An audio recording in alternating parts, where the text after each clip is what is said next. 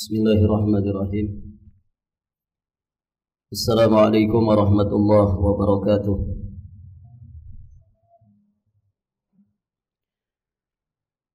Alhamdulillahi rabbil alamin, wa bihi nasta'inu ala umuri dunya waddin, wassalatu wassalamu ala ashrafil anbiya'i wa imamil mursalin, nabiyyina Muhammadin alaihi afdalus salati wa atamut taslim, wa ala alihi wa ashabihi ajma'in wa sallama tasliman mazidan ila yaumiddin, thumma amma ba'd. Allahumma inna nas'aluka ilman nafi'an wa na'udzu bika min ilmin la yanfa'. Para hadirin jamaah rahimani wa rahimakumullah. Alhamdulillah, pada kesempatan ini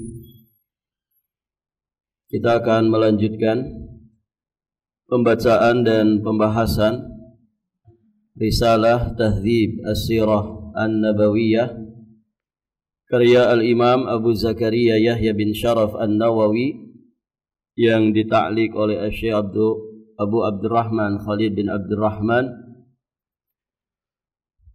Kita sekarang masuk di pembahasan kunyah dan juga nama beliau sallallahu alaihi wa alihi wasallam.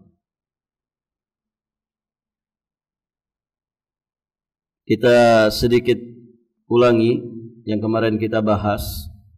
Kunyah Nabi sallallahu alaihi wa alihi wasallam yang masyhur adalah Abul Qasim.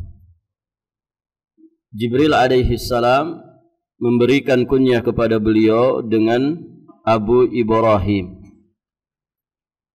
Dan Rasulullah sallallahu alaihi wasallam itu memiliki banyak nama yang disebutkan oleh Imam Al-Qastalani bahwa banyaknya nama itu menunjukkan kemuliaan orang yang diberi nama. Karena Nabi sallallahu alaihi wasallam, nama-nama beliau adalah nama-nama yang baik, lafzan, ya lafaznya baik, ya maknanya juga baik. Dan barakallahu fikum, ini sekali lagi menunjukkan kemuliaan beliau dengan nama-nama yang baik tersebut. Imam Ibnu Asakir pada satu bab di dalam Tarikh Ad-Dimashqi, beliau menyampaikan banyak sekali nama yang sebagian dari nama-nama yang disebutkan tersebut terdapat di Sahihain dan sisanya ada di selain dari Sahihain. Ya, di antaranya nama beliau adalah Muhammad. Kemudian beliau punya nama juga Ahmad. Kemudian Al-Hashir. Kemudian Al-Aqib, Al-Muqaffi, Al-Mahi, Khatamun Nabiyyin, Nabiyyur Rahmah, Nabiyyul Malhamah, di satu riwayat Nabiyyul Malahib, Nabiyyut Taubah, Al-Fatih, Taha, Yasin, dan Abdullah. Baik, para jamaah yang dirahmati Allah. Dan ini juga yang disebutkan di dalam kitab Al-Fusul fi As-Sirah. Disebut oleh Imam Ibnu Katsir rahimahullahu ta'ala. Baik, para jamaah yang dirahmati Allah.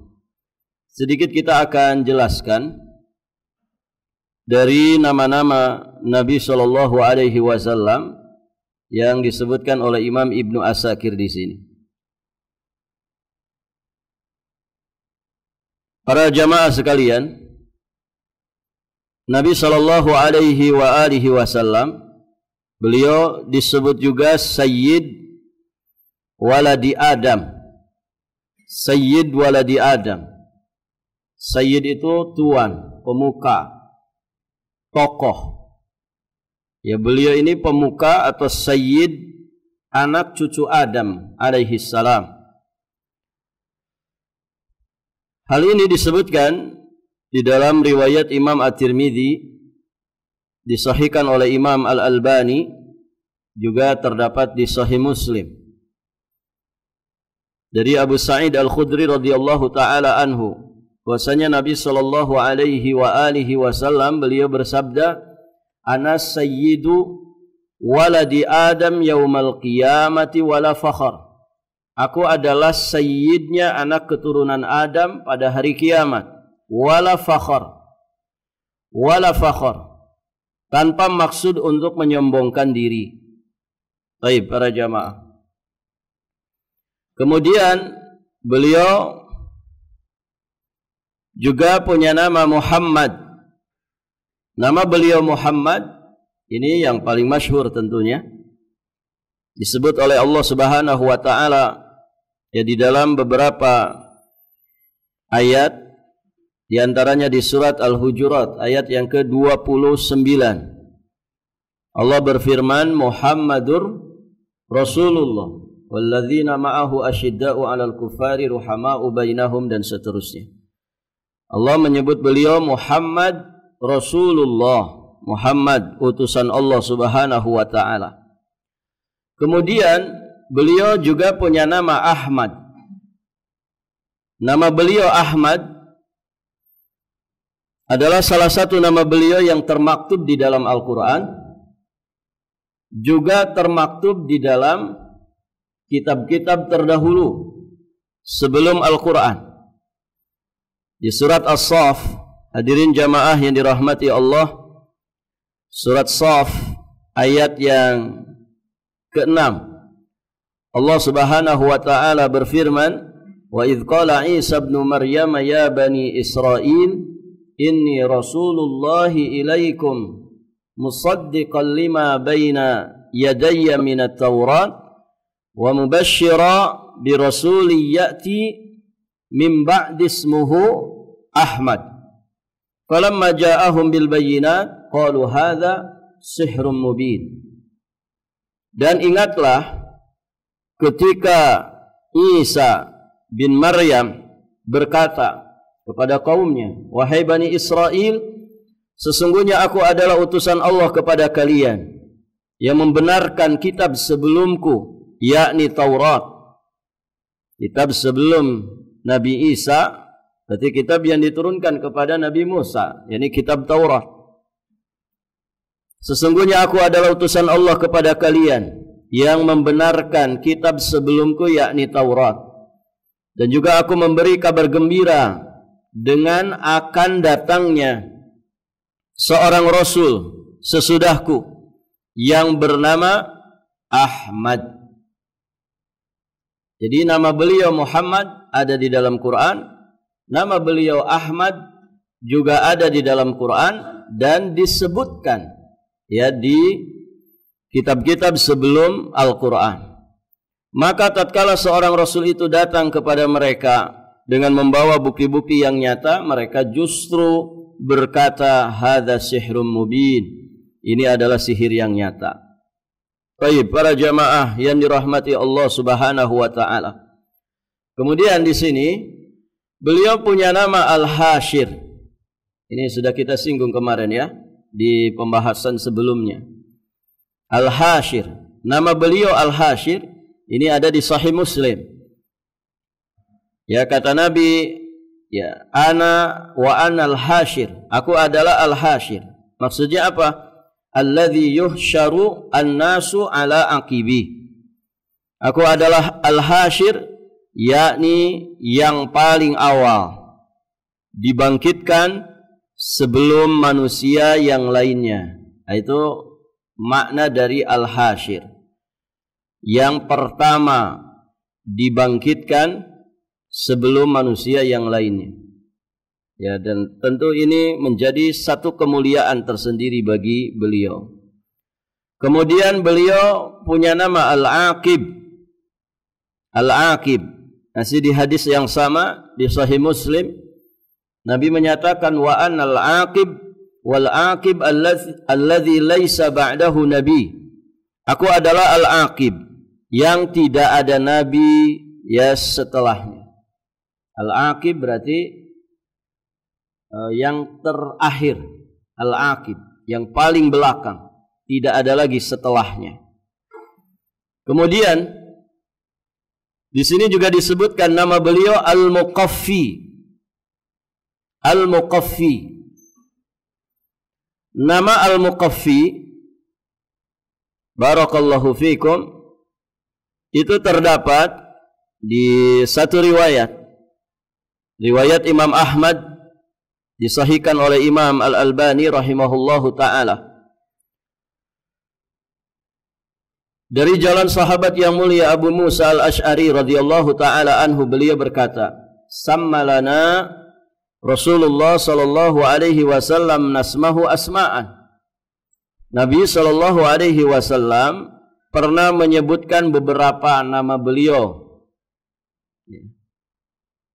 Kemudian minha mahafidna, beberapa nama beliau dapat kami hafal. Jadi ini yang disebutkan adalah yang dihafal oleh Abu Musa Al-Ash'ari.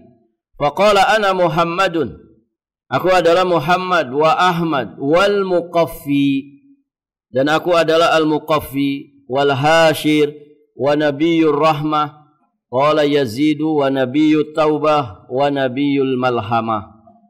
Jadi di riwayat Imam Ahmad ini yang disahihkan oleh Imam Albani disebutkan beberapa nama Nabi. Pertama Muhammad, Ahmad, kemudian Al-Muqaffi, kemudian Al-Hashir, Nabiyyur Rahmah, ya, kemudian Nabiyyut Taubah dan Nabiyyul Malhamah. Baik, apa artinya Al-Muqaffi? Ada yang namanya Muqaffi? Ada asing ya nama ini. Al-Muqaffi. Al-Muqaffi, para jamaah yang dirahmati Allah, disebutkan oleh para ulama maknanya yang meneruskan dakwah para nabi sebelumnya, sekaligus juga menutup dakwah para nabi dan rasul sebelumnya. Jadi Al-Muqaffi itu yang meneruskan dakwah dan menutup dakwah, ya, sehingga tidak ada lagi risalah kenabian, risalah kerasulan setelahnya. Baik. Jadi apa Al-Muqaffi? Yang menjadi penerus dakwah nabi-nabi sebelumnya sekaligus penutupnya. Kemudian Nabiyyut Taubah. Nabiyyut Taubah. Nabiyyut Taubah, Nabi Taubat. Maksudnya apa di sini? Disebutkan oleh beberapa para ulama dalam beberapa penjelasan. Dikatakan beliau itu sebagai Nabiyyut Taubah karena agama yang beliau ajarkan kepada umatnya adalah agama yang menerima taubat. Menerima taubat. Karena Allah Azza wa Jalla di antara namanya yang husna adalah At-Tawwab. Apa artinya At-Tawwab? Zat yang maha menerima taubat. Sehingga hadirin jamaah dirahmati Allah, Nabi dikatakan sebagai Nabiyyut Taubah karena ajaran Islam, ajaran agama yang beliau ajarkan kepada umatnya, mengajarkan kepada umatnya untuk taubat dan bahwa taubat itu diterima. Baik, hadirin jamaah dirahmati Allah. Karena di ajaran sebelum beliau, ya, dikatakan di umat-umat terdahulu ada yang sampai mempersyaratkan taubat itu harus bunuh diri dulu. Jadi kalau Anda taubat Anda ingin terima, Anda harus rela membunuh diri sendiri. Kebayang ya? Kalau umat ini syarat taubatnya harus melepaskan nyawa dulu, rata-rata habis mungkin ya. Satu RT habis, nanti RT lainnya habis. Kenapa? Pada taubat, ya syaratnya harus membunuh dirinya. Alhamdulillah kita ya punya syarat taubat itu tidak susah. Tapi syarat yang tidak susah itu seringkali menjadikan orang ternyata juga tetap saja susah untuk taubat. Taubat di kita kan tidak bayar, ikhwan ya. Kalau mau taubat. Di sebagian agama kan dia harus bayar sejumlah uang tertentu. Barakallahu fikum. Kemudian juga dikatakan Nabiyut Taubah. Karena beliau sallallahu alaihi wasallam mengajarkan keimanan dan rujuk dari kekufuran. Beliau mengajarkan keimanan dan mengajarkan supaya manusia itu rujuk dari kekufuran. Dan taubat itu maknanya rujuk. Ya, semua kita memahami ya bagaimana ketika beliau merintis dakwah pertama kali, mengajak orang-orang kafir Quraisy untuk kemudian rujuk kepada keimanan yang benar. Barakallahu fikum. Maka beliau disebut dengan Nabiyut Taubah. Kemudian beliau juga dikatakan Nabiyul Malhamah atau Nabiyu Al-Malahim. Nabiyul Malahim. Nah, beliau disebut Nabi Malhamah karena beliau membawa ketentuan syariat memerangi musuh yang tidak mematuhi dinul Islam. Makanya ada istilah Malhamat Kubra, peristiwa peperangan terbesar ya sebelum kejadian kiamat.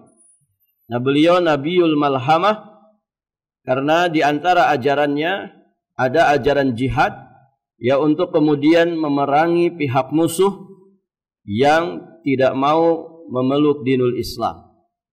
Baik, para jamaah yang dirahmati Allah. Ketika mereka memerangi kaum muslimin, maka kaum muslimin memiliki satu amalan yang begitu tinggi yang dikatakan sebagai dzirwah sinamil Islam, puncak amaliyah tertinggi di dalam Islam, yakni berjihad, berperang melawan musuh-musuh Islam dan kaum muslimin, musuh Allah Subhanahu wa taala dan Rasulnya. Kemudian di sini disebutkan juga Fatih, Al-Fatih. Al-Fatih itu pembuka. Thaha, Yasin, kemudian Abdullah. Nah, di sini antum perhatikan ya ta'liq ya dari Syekh Khalid bin Abdurrahman. Ya, beliau menyampaikan bahwa sebagian yang disebutkan itu adalah nama dan juga sebagiannya adalah sifat. Jadi apa yang disampaikan oleh Ibnu Asakir di sini tentang nama-nama nabi, sebagiannya memang nama, namun sebagiannya adalah sifat. Semuanya sah berdasarkan hadis-hadis yang sahih atau hadis yang hasan. Sebagaimana yang tadi kita bahas gitu ya.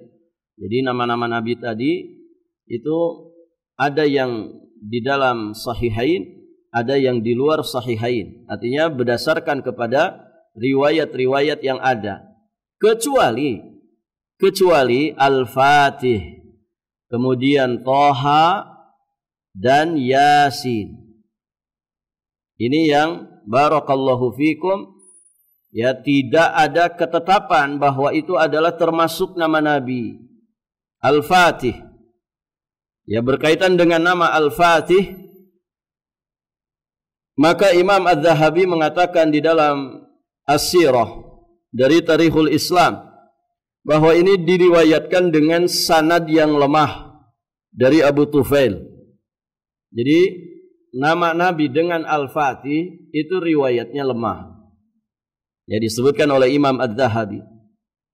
Kemudian Thaha. Nama Thaha ini diriwayatkan dari Abdullah bin Abbas yang dinukil darinya oleh Al-Kalbi. Namun ternyata Al-Kalbi ini perawi yang matruk, yang ditinggalkan, yakni tidak ditulis hadisnya. Jadi kalau dia meriwayatkan maka matruk, ditinggalkan. Tidak ada yang nulis hadisnya. Barakallahu fikum. Kemudian yang sahih dari Ibnu Abbas bahwa makna Toha itu adalah ya rajul, wahai laki-laki. Jadi Toha itu artinya ya rajul, wahai laki-laki. Jadi bukan nama Nabi. Dan pendapat ini dipilih juga oleh Imam Mufassirin, yakni Imam Ibnu Jarir At-Tabari, ya di dalam kitab tafsirnya. Adapun Yasin dan juga Toha, maka tidak sahih bahwa keduanya merupakan nama Nabi. Namun yang benar keduanya merupakan nama surat dari Al-Quran. Ada surat Toha, ada surat Yasin. Ya, sebagaimana ada surat Shad, ada surat Nun, ya, ada surat Qaf, ya, dan yang semisal dengan itu. Barakallahu fiikum. Sering dengar kan nama Nabi disebut dengan Toha, disebut dengan Yasin. Jadi di ungkapan apa? Ada itu di satu ungkapan. Salatullah salamullah ala Toha Rasulillah. Salatullah salamullah ala Yasin Habibillah. Ada hafal enggak? Anak-anak kecil biasanya puji-pujian sebelum iqamat itu kan. Barakallahu fiikum. Itu kita hafal dari kecil gitu. Sampai sekarang tidak lupa. Apa namanya itu, ikhwan? Salatullah salamullah ala Taha Rasulillah. Salatullah salamullah ala Yasin Habibillah. Tawassalna bi bismillah. Gitu kan? Nggak usah dilanjut. Masalah ke sana. Apa namanya itu? Nggak hafal nggak apa-apa. Namanya salawat badar. Salawat apa? Salawat badar. Allahu alam siapa ini yang menulisnya. Salawat badar. Nah, di situ Nabi disebut dengan Toha dan Yasin. Salatullah salamullah ala Toha. Ala Toha maksudnya atas Muhammad. Toha di situ Muhammad. Habibillah, Rasulillah. Toha Rasulnya Allah. Salatullah salamullah ala Yasin Habibillah, ya. Salatullah salamullah atas Yasin, maksudnya Muhammad. Habibillah, kekasih Allah. Tapi tadi disampaikan bahwa Toha dan Yasin itu bukan nama Nabi. Toha dan Yasin itu bukan nama Nabi. Ya, riwayatnya lemah. Ya, riwayat yang mengatakan Nabi itu Toha itu lemah. Baik, para jamaah. Kita lanjut. Imam Al-Hafidh Abu Bakar Ahmad bin Al-Husain bin Ali Al-Baihaqi, beliau mengatakan, sebagian ulama menambahkan, Allah menyebut beliau di dalam Al-Quran dengan sebutan Rasul. Beliau juga disebut sebagai Nabi. Beliau juga disebut sebagai Ummi. Ummi. Oke, iya, Ummi. Maksudnya orang yang tidak bisa baca, tidak bisa tulis. Ikhwan, tidak bisa baca dan tidak bisa tulisnya Nabi, itu bukan jadi satu kekurangan. Ya. Bukan satu kekurangan. Justru itu sejatinya menjadi satu tameng. Ya, satu wasilah untuk orang itu tidak bisa mengelak. Ya, artinya untuk orang itu tidak punya alasan untuk tidak menerima Al-Quran yang dibawa oleh Nabi. Nabi kan ummi, tidak bisa baca, tidak bisa nulis. Ketika menyampaikan sesuatu yang ternyata dengan gaya bahasa yang begitu indah, gaya bahasa yang nilai sastranya begitu tinggi, maka orang tidak punya alasan untuk tidak menerima. Artinya apa? Ini tidak mungkin ucapan Muhammad. Kan begitu. Dia seorang yang ummi. Bagaimana dia bisa kemudian mengungkapkan kalimat-kalimat yang begitu indah, firman-firman yang begitu indah, memiliki nilai sastra yang begitu tinggi. Ini tidak mungkin ucapannya Muhammad. Kan secara logika begitu. Jadi kalau Nabi pintar baca, pintar nulis, ahli sastra, ketika kemudian menyampaikan Al-Quran yang begitu indah, lafdhan wa ma'nan, baik secara lafad ataupun maknanya, orang bisa saja nerka-nerka, itu buatan dia sendiri. Barakallahu fiikum. Maka Masya Allah, ya. Artinya ini bukan satu kelemahan bagi Nabi, justru ini menjadi satu mukjizat. Mukjizat. Barakallahu fiikum. Dan Masya Allah, kita kalau nggak bisa baca tulis di dunia ini, sebetulnya tidak susah-susah banget. Gitu. Justru yang susah itu kalau kita nggak bisa baca Quran. Nah, itu musibah. Antum tidak bisa baca, tidak bisa tulis, mungkin aman-aman saja. Orang-orang tua kita dulu mungkin tidak bisa baca, tidak bisa nulis. Anaknya banyak-banyak, begitu kan? Sehat-sehat, sukses-sukses. Saya mungkin pernah cerita ya. Pernah ketemu saya dengan seseorang pengusaha di sini dulu. Saya sampai datangi tempatnya di mana ini? Batakan situ. Persis di gang samping Borneo Paradiso itu. Tapi sudah lama sekali, 2010 atau 2011. Karena beliau satu suku dengan saya, ya, sempat kenal, akhirnya saya kunjungi. Si bapak itu punya PT atau apa begitu ya.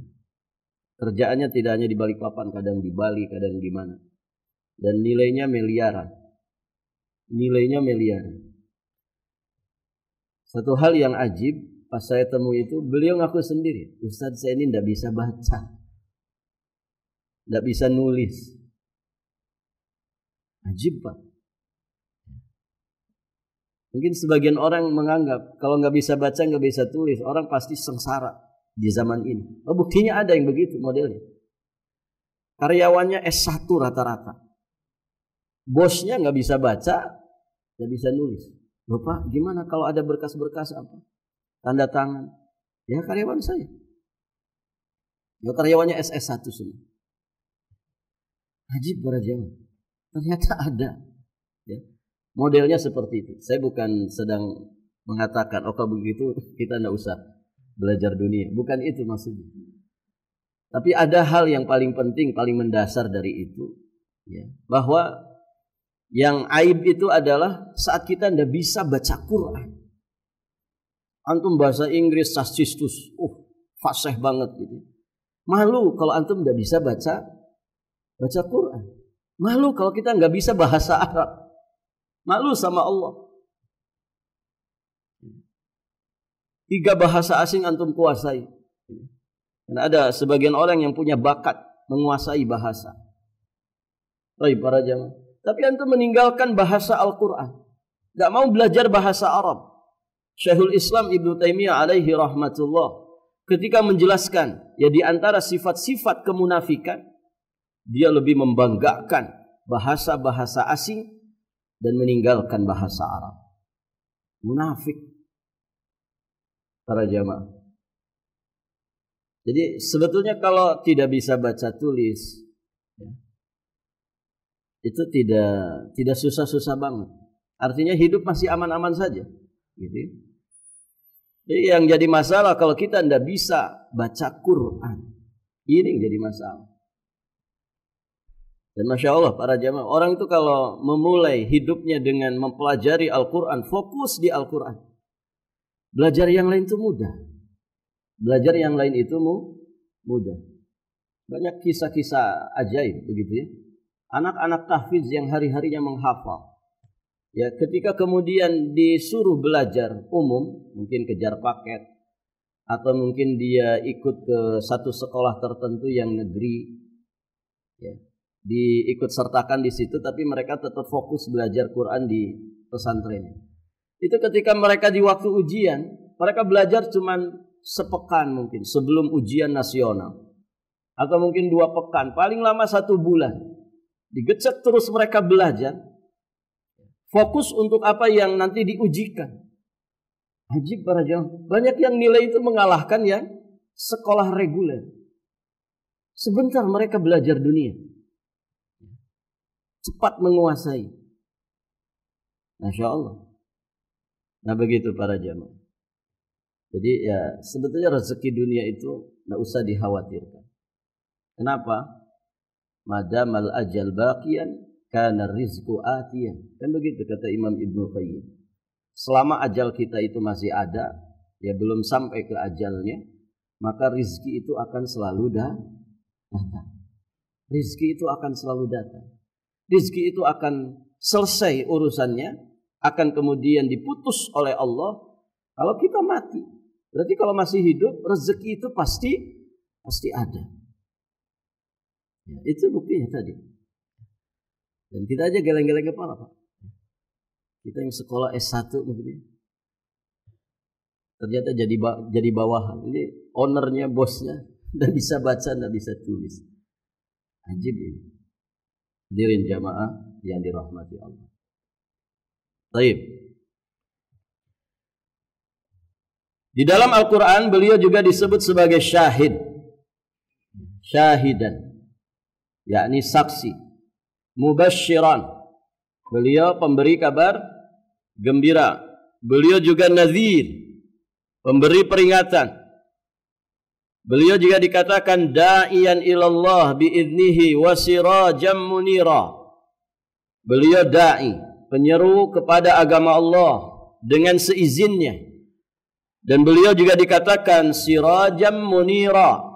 Beliau adalah penyeru, beliau adalah siraj. Siraj itu pelita. Munira yang menerangi. Beliau juga dikatakan rauf. Rauf itu yang belas kasih. Beliau juga dikatakan sebagai rahim, yakni penyayang. Beliau dikatakan sebagai mudzakir, yang mengingatkan.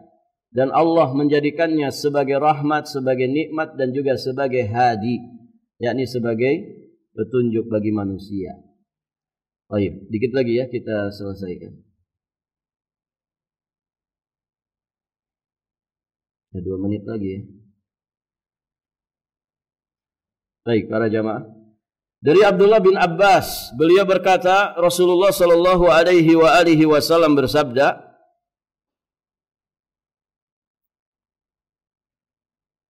Ismi fil Qur'ani Muhammadun wa fil Injili Ahmad wa fit Taurati Ahid wa innama sumitu ahida li anni ahidu an ummati nara jahannam. Namaku di dalam Al-Quran adalah Muhammad, dalam Injil adalah Ahmad, dalam Taurat aku disebut Ahid. Aku disebut Ahid karena aku ahidu an ummati nara jahannam, karena aku menghalangi umatku dari neraka jahannam. Barakallahu fikum. Nah di sini oleh pentahqiq disebutkan ya jalur riwayatnya. Dalam sanadnya ini terdapat Ishaq bin Bashar. Beliau ya ini seorang pendusta dan matruk. Jadi perawinya ada yang bermasalah. Ya sehingga kesimpulannya hadis ini tidak boleh dijadikan sebagai sandaran dalam menetapkan nama Ahid. Adapun 2 nama sebelumnya itu terdapat juga di dalam Quran, Muhammad dan Ahmad. Adapun Ahid, nah ini yang ya tidak boleh dijadikan sandaran. Kemudian beliau katakan, Imam Nawawi mengatakan sebagian dari nama yang disebutkan adalah sifat.